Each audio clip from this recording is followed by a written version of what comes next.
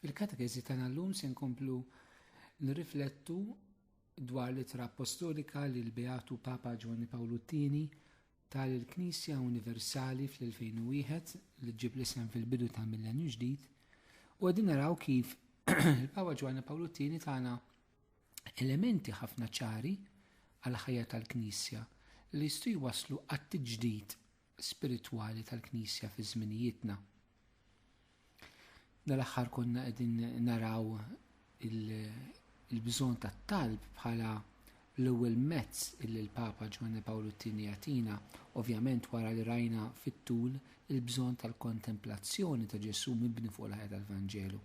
Mbagħad preżentanna t-talb bħala l-fundament tal-komunità u issa ħammorru għat-tieni element li l-Papa Giovanni Paolo II semmi għal bżonn tat-tiġdid tal-Knisja fi żminijietna li hija l-liturġija tal-Ħadd, il-Qudies, l-Ewkaristija ta' nhar ta' Ħadd.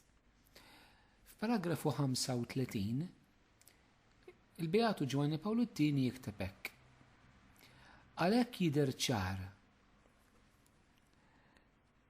li l-attenzjoni ewlenija tagħna għandna nagħtuha lill-liturġija li hi l-quċċata li leha timxi l-ħidma tal-Knisja u fl-istess ħin lajn li minnha ġejja kull qawwa tagħha.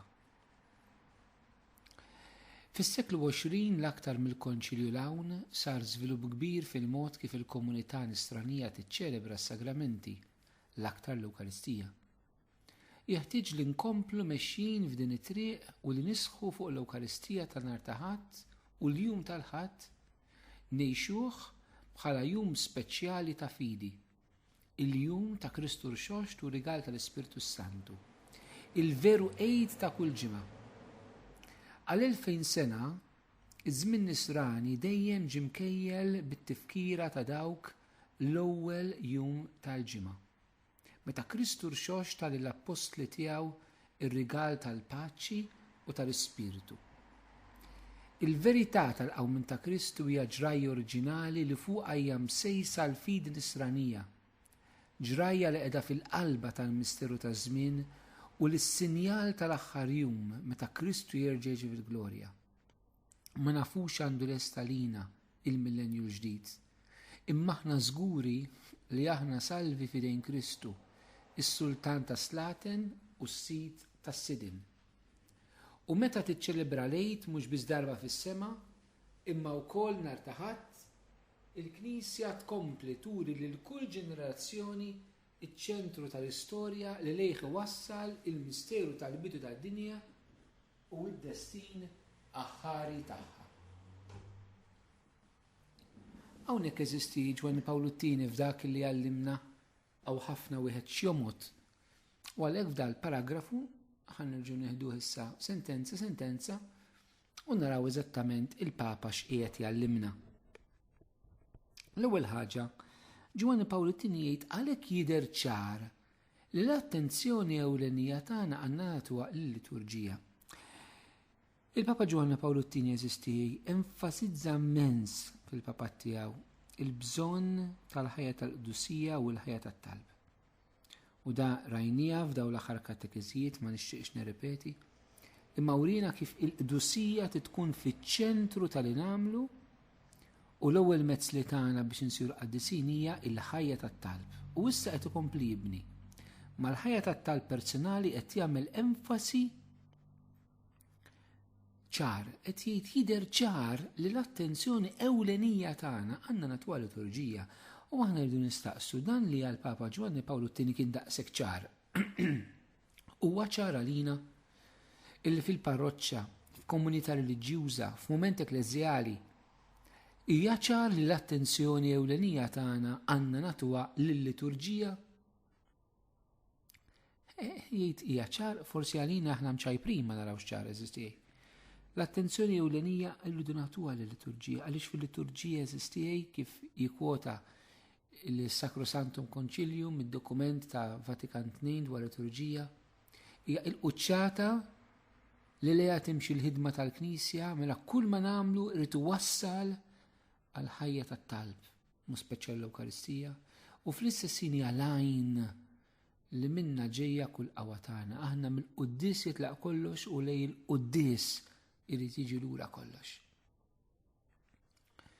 Fis-seklu 20 l-aktar mill-konċilju l-hawn sar żvilupp kbir fil-mod kif komunità nisranija tiċċelebra l-Ewkaristija.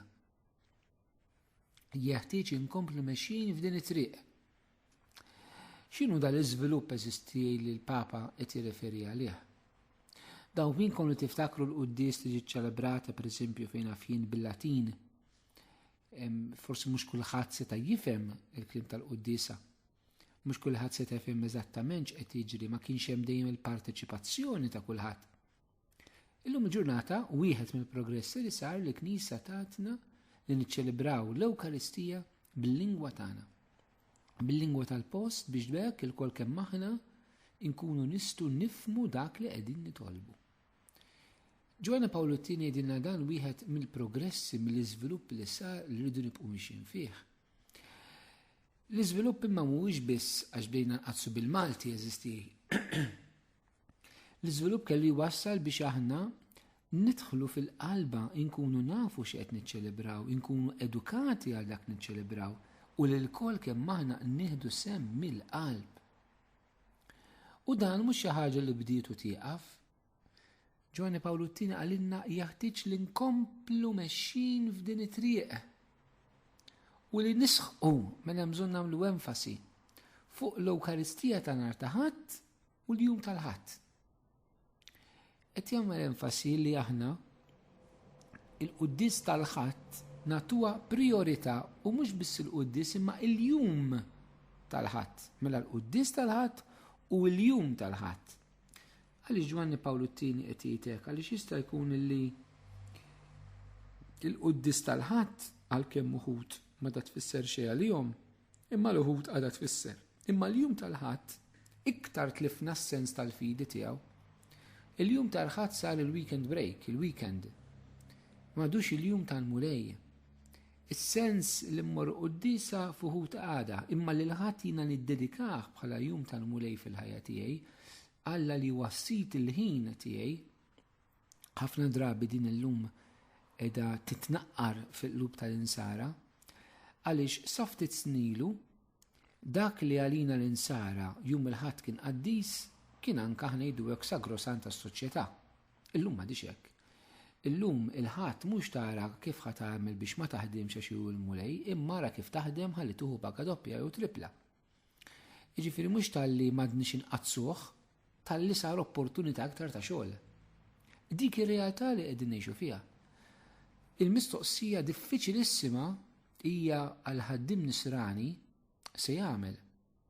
Għaliex minn banda tista' tgħid jiena inħall qaddes jum il-mulej anke billi ma naħdimx u minn naħa l-oħra tgħid imma jien qed nitlef il-flus.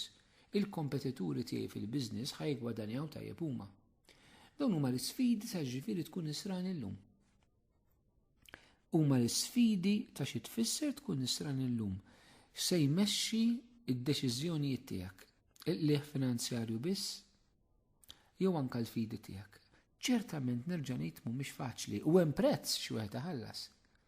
Imma dawn huma l-isfidi li għamlilna nsara illum il-ġurnata. Jum il-Ħadd, Ġwanni Pawlu II jgħidilna huwa jum speċjali ta' fidi. X'inhi dil-fidi marbuta jum il-Ħadd? Il-Papa ħajsemmi żewġ ġrajiet partikolari. Il-jum ta' Kristu Rxoxt u r-rigal tal-Ispirtu Santu. Mela aħna nhar ta' Ħadd niċċelebraw l-Għid u niċċelebraw Pentekoste. Tgħiduli l-Għid aħna mhux darba fis-sena niċċelebrawh. Niċċelebrawh darba fis-sena b'mod daqshekk qawwu solenni, però dak niċċelebraw fl-Għid aħna niċċelebrawh kull nhar ta' Ħadd.